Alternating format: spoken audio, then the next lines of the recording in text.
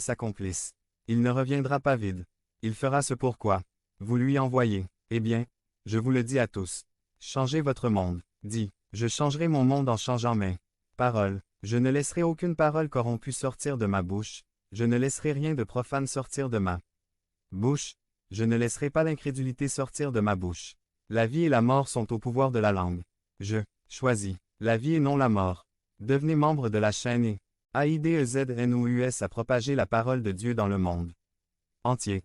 Samedi mars 16 2024. Parlez à Dieu en 5 minutes. Description de la vidéo. Le diable m'a obligé à le faire. Résumé. Très souvent, nous avons entendu de la bouche de personnes tombées dans le péché. Utilisez la célèbre expression « le diable m'a obligé à le faire ». Dans quelle mesure cela sera-t-il vrai? Qui est, en fin de compte, responsable des péchés commis, le diable ou la personne qui les commet? Par le major Gerardo Balmori. Le maire Gerardo Balmori. L'armée du salut. Qu'est-ce que la CONCUPISCENCE? Jacques 1, 13 à 15. Etim. Latin, confuri, cuper, désir. Concupiscentia, désir, ambition. L'insubordination des désirs à la raison. L'inclination de la nature humaine vers le péché. Cause du péché originel. Il fait également référence au mouvement spontané des appétits sensibles vers ce que l'imagination présente comme agréable et contre ce qu'elle présente comme douloureux. La concupiscence inclut également les désirs désordonnés de la volonté, tels que l'orgueil, l'ambition et l'envie. Le diable m'a obligé à le faire. Très souvent, nous avons entendu de la bouche des pasteurs, des ministres laïcs et d'autres personnes tomber dans le péché, utiliser la célèbre expression « le diable m'a obligé à le faire ».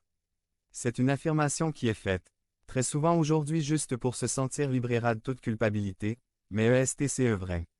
Il est vrai que le diable est un malfaiteur et veut que nous fassions par tous les moyens ce qui va à l'encontre de Dieu.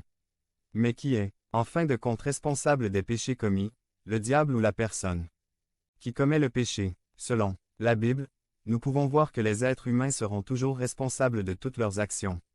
Bonnes ou mauvaises. Que penseriez-vous si nous disions à quelqu'un qui a fait quelque chose de bien que la récompense de cette bonne action sera donnée à Dieu? Eh bien, si c'est le diable qui est responsable de tout ce qui est mal fait, il serait logique de penser que Dieu devrait prendre la récompense de tout ce qui est bien fait.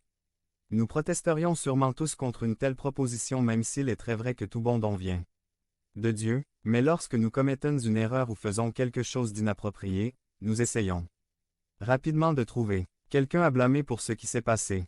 Nous accusons quelqu'un qui est proche ou qui est directement ou indirectement lié à ce qui s'est passé. Si l'offense est très claire et que nous savons que nous sommes les seuls responsables de ce qui a été commis, alors nous pouvons facilement